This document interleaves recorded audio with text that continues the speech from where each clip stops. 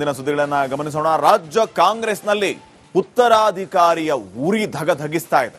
ಯತೀಂದ್ರ ಉತ್ತರಾಧಿಕಾರಿ ಹೇಳಿಕೆಯ ಸಂಘರ್ಷ ಯಾವ ಮಟ್ಟಿಗೆ ಸಮರಕ್ಕೆ ಕಾರಣ ಆಗಿದೆ ಅಂತಂದ್ರೆ, ಹೈಕಮಾಂಡ್ ಬಗ್ಗೆ ಅಲ್ಲಿವರೆಗೂ ಈ ಚರ್ಚೆ ಹೋಗುತ್ತೆ. ಯತೀಂದ್ರ ಹೇಳಿಕೆಯ ಬಗ್ಗೆ ಹೈಕಮಾಂಡ್ ಈಗ ಮಹಾಮೌನವನ್ನ ವಹಿಸಿದೆ. ಆದ್ರೆ ಮುಂದೆ ಏನು ಗೊತ್ತಿಲ್ಲ. ಸದ್ಯ ಎಲ್ಲಾ ಮಾಹಿತಿಯನ್ನ ಪಡೆದ್ರು ಹೈಕಮಾಂಡ್ ಮೌನ ಏಕೆ? ರಿಪಬ್ಲಿಕ್ ಕನ್ನಡದಲ್ಲಿ ಹೈಕಮಾಂಡ್ ಮೌನದ ಎಕ್ಸ್ಕ್ಲೂಸಿವ್.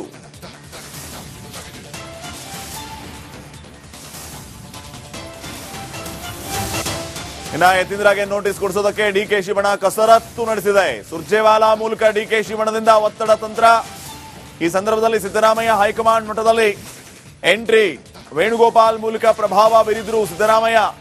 ಯತೀಂದ್ರಗೆ ನೋಟಿಸ್ ತಡೆಯುವಲ್ಲಿ ಸಿದ್ದರಾಮಯ್ಯ ಯಶಸ್ವಿಯಾದರು. ಎಲ್ಲ ವಿಚಾರ ಗೊತ್ತಿದ್ರು ಮೌನಕ್ಕೆ ಶರಣಾಗಿದ್ದಾರೆ ಎಐಸಿಸಿ ಅಧ್ಯಕ್ಷರು ಖರ್ಗೆ ಅವರು. ಬಿಹಾರ ಚುನಾವಣೆ ಮುಗಿಯೋದನ್ನ ಕಾಯುತ್ತಿದ್ದಾರೆ ಖರ್ಗೆ ಅವರು. ಮುಂದೇನಾಗಬಹುದು? ಇನ್ನ ಬೆಂಗಳೂರಿನಲ್ಲೇ ಎಲ್ಲ ಮಾಹಿತಿ ಸಂಗ್ರಹಿಸಿದ್ದಾರೆ ಖರ್ಗೆ. ಆದ್ರೆ ಯಾವ ನಾಯಕರಿಗೂ ಖರ್ಗೆ ಭೇಟಿಯ ಅವಕಾಶ ಇಲ್ಲ. ಎಲ್ಲಾ ಮಾಹಿತಿಯೊಂದಿಗೆ ನಾಳೆ ದೆಹಲಿಗೆ ತೆರಳಲಿಕ್ಕಿದ್ದಾರೆ ಖರ್ಗೆ ಅವರು. ರಾಜ್ಯ ಕಾಂಗ್ರೆಸ್ ಗೊಂದಲದ ಬಗ್ಗೆ ರಾಹುಲ್ ಗಾಂಧಿ ಜೊತೆಗೆ ಚರ್ಚೆಯನ್ನ ಮಾಡಲಿಕ್ಕಿದ್ದಾರೆ. ತಾವು ಸಂಗ್ರಹಿಸಿದ ಮಾಹಿತಿಯ ಮೇರೆಗೆ ಚರ್ಚೆ ಆಗುವ ಸಾಧ್ಯತೆ ಇದೆ.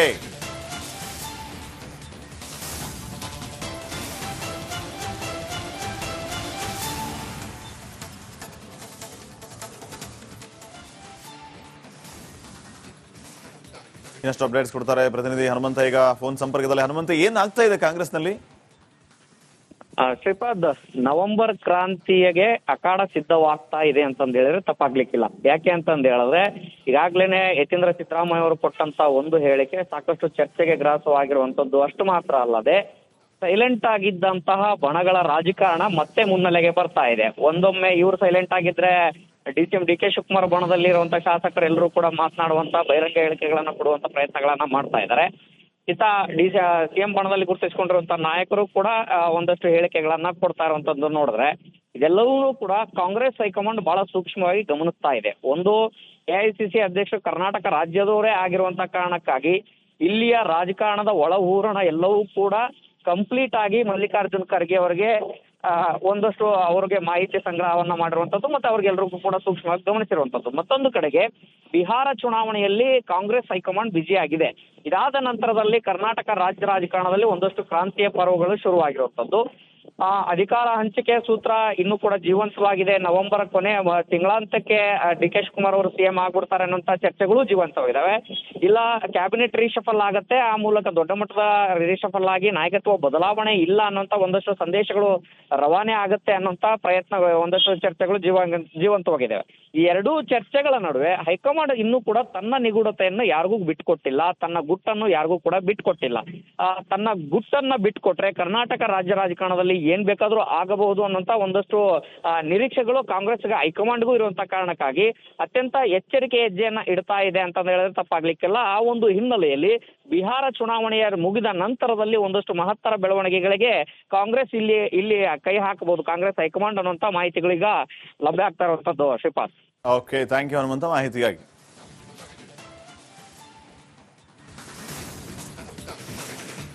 ಮುಂದಿನ ಸುದ್ದಿಗಳನ್ನ ಗಮನಿಸೋಣ. ರಾಜ್ಯ ಕಾಂಗ್ರೆಸ್ನಲ್ಲಿ ಉತ್ತರಾಧಿಕಾರಿಯ ಉರಿ ಧಗಧಗಿಸ್ತಾ ಇದೆ.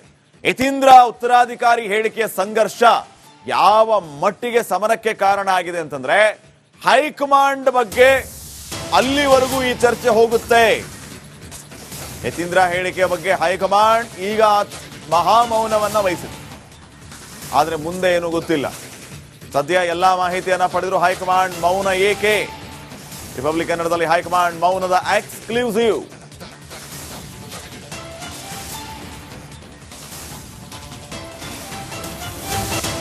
ಇನ್ನ ಯತೀಂದ್ರಗೆ ನೋಟಿಸ್ ಕೊಡಿಸೋದಕ್ಕೆ ಡಿಕೆ ಶಿವಣ್ಣ ಕಸರತ್ತು ನಡೆಸಿದೆ. ಸುರ್ಜೇವಾಲಾ ಮೂಲಕ ಡಿಕೆ ಶಿವಣ್ಣದಿಂದ ಒತ್ತಡ ತಂತ್ರ. ಈ ಸಂದರ್ಭದಲ್ಲಿ ಸಿದ್ದರಾಮಯ್ಯ ಹೈಕಮಾಂಡ್ ಮಟ್ಟದಲ್ಲಿ ಎಂಟ್ರಿ. ವೇಣುಗೋಪಾಲ್ ಮೂಲಕ ಪ್ರಭಾವ ಬೀರಿದ್ರು ಸಿದ್ದರಾಮಯ್ಯ. ಯತೀಂದ್ರಗೆ ನೋಟಿಸ್ ತಡೆಯುವಲ್ಲಿ ಸಿದ್ದರಾಮಯ್ಯ ಯಶಸ್ವಿಯಾದರು. ಎಲ್ಲ ವಿಚಾರ ಗೊತ್ತಿದ್ರು ಮೌನಕ್ಕೆ ಶರಣಾಗಿದ್ದಾರೆ ಎಐಸಿಸಿ ಅಧ್ಯಕ್ಷರು ಖರ್ಗೆ ಅವರು. ಬಿಹಾರ ಚುನಾವಣೆ ಮುಗಿಯೋದನ್ನ ಕಾಯುತ್ತಿದ್ದಾರೆ ಖರ್ಗೆ ಅವರು. ಮುಂದೇನಾಗಬಹುದು? ಇನ್ನ ಬೆಂಗಳೂರಿನಲ್ಲೇ ಎಲ್ಲ ಮಾಹಿತಿ ಸಂಗ್ರಹಿಸಿದ್ದಾರೆ ಖರ್ಗೆ. ಆದ್ರೆ ಯಾವ ನಾಯಕರಿಗೂ ಖರ್ಗೆ ಭೇಟಿಯ ಅವಕಾಶ ಇಲ್ಲ. ಎಲ್ಲಾ ಮಾಹಿತಿಯೊಂದಿಗೆ ನಾಳೆ ದೆಹಲಿಗೆ ತೆರಳಲಿಕ್ಕಿದ್ದಾರೆ ಖರ್ಗೆ ಅವರು. ರಾಜ್ಯ ಕಾಂಗ್ರೆಸ್ ಗೊಂದಲದ ಬಗ್ಗೆ ರಾಹುಲ್ ಗಾಂಧಿ ಜೊತೆಗೆ ಚರ್ಚೆಯನ್ನ ಮಾಡಲಿಕ್ಕಿದ್ದಾರೆ. ತಾವು ಸಂಗ್ರಹಿಸಿದ ಮಾಹಿತಿಯ ಮೇರೆಗೆ ಚರ್ಚೆ ಆಗುವ ಸಾಧ್ಯತೆ ಇದೆ.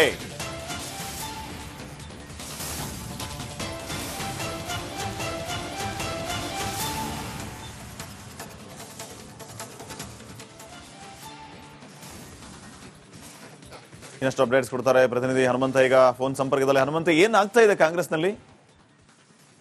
ಶ್ರೀಪಾದ್, ನವೆಂಬರ್ ಕ್ರಾಂತಿಗೆ ಅಖಾಡ ಸಿದ್ಧವಾಗ್ತಾ ಇದೆ ಅಂತಂದ್ ಹೇಳಿದ್ರೆ ತಪ್ಪಾಗ್ಲಿಕ್ಕಿಲ್ಲ. ಯಾಕೆ ಅಂತಂದ್ ಹೇಳಿದ್ರೆ ಈಗಾಗ್ಲೇನೆ ಯತೀಂದ್ರ ಸಿದ್ದರಾಮಯ್ಯ ಅವರು ಕೊಟ್ಟಂತ ಒಂದು ಹೇಳಿಕೆ ಸಾಕಷ್ಟು ಚರ್ಚೆಗೆ ಗ್ರಾಸವಾಗಿರುವಂತದ್ದು. ಅಷ್ಟು ಮಾತ್ರ ಅಲ್ಲದೆ ಸೈಲೆಂಟ್ ಆಗಿದ್ದಂತಹ ಬಣಗಳ ರಾಜಕಾರಣ ಮತ್ತೆ ಮುನ್ನೆಲೆಗೆ ಬರ್ತಾ ಇದೆ. ಒಂದೊಮ್ಮೆ ಇವ್ರು ಸೈಲೆಂಟ್ ಆಗಿದ್ರೆ ಡಿ ಕೆ ಶಿವಕುಮಾರ್ ಬಣದಲ್ಲಿ ಇರುವಂತಹ ಶಾಸಕರೆಲ್ಲರೂ ಕೂಡ ಮಾತನಾಡುವಂತ ಬಹಿರಂಗ ಹೇಳಿಕೆಗಳನ್ನ ಕೊಡುವಂತ ಪ್ರಯತ್ನಗಳನ್ನ ಮಾಡ್ತಾ ಇದ್ದಾರೆ.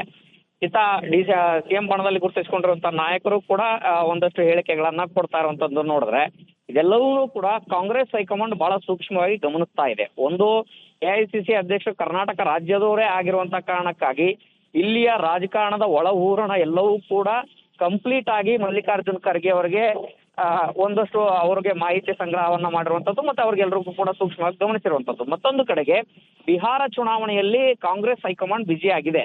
ಇದಾದ ನಂತರದಲ್ಲಿ ಕರ್ನಾಟಕ ರಾಜ್ಯ ರಾಜಕಾರಣದಲ್ಲಿ ಒಂದಷ್ಟು ಕ್ರಾಂತಿಯ ಪರ್ವಗಳು ಶುರುವಾಗಿರುವಂತದ್ದು. ಅಧಿಕಾರ ಹಂಚಿಕೆ ಸೂತ್ರ ಇನ್ನೂ ಕೂಡ ಜೀವಂತವಾಗಿದೆ. ನವೆಂಬರ್ ಕೊನೆ ತಿಂಗಳಾಂತಕ್ಕೆ ಡಿ ಕೆ ಶಿವಕುಮಾರ್ ಅವರು ಸಿಎಂ ಆಗ್ಬಿಡ್ತಾರೆ ಅನ್ನೋಂತ ಚರ್ಚೆಗಳು ಜೀವಂತವಿದಾವೆ.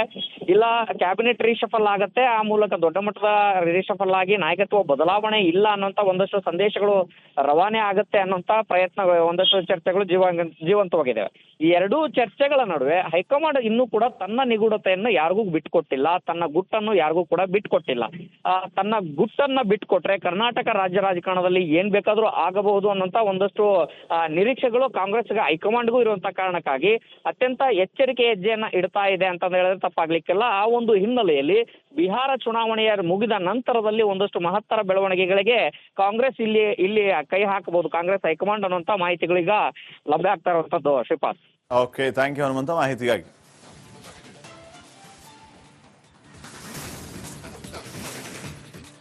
ಈ ಎರಡೂ ಚರ್ಚೆಗಳ ನಡುವೆ ಹೈಕಮಾಂಡ್ ಇನ್ನೂ ಕೂಡ ತನ್ನ ನಿಗೂಢತೆಯನ್ನು ಯಾರಿಗೂ ಬಿಟ್ಕೊಟ್ಟಿಲ್ಲ, ತನ್ನ ಗುಟ್ಟನ್ನು ಯಾರಿಗೂ ಕೂಡ ಬಿಟ್ಕೊಟ್ಟಿಲ್ಲ.